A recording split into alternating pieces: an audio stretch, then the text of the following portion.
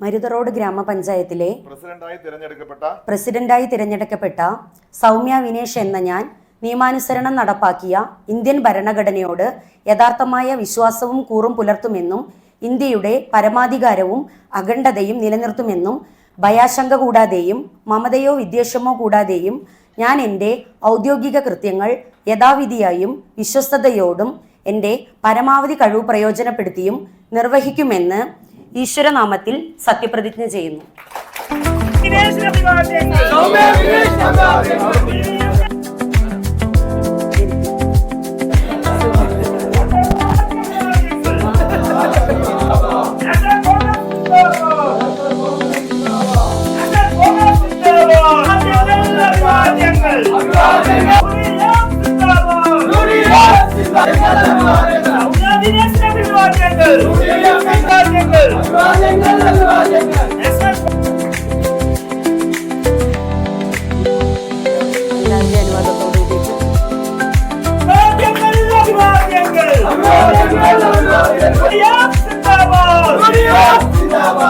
നമ്മുടെ മരുതറോഡ് പഞ്ചായത്തിലെ വിവേചനരഹിതമായ എല്ലാവർക്കും എല്ലാ ആനുകൂല്യങ്ങളും എത്തുന്ന വിധത്തിലുള്ള ഒരു പ്രവർത്തനമാണ് കാഴ്ചവെക്കാൻ ഞങ്ങൾ ഈ ഭരണസമിതി ഉദ്ദേശിക്കുന്നത്.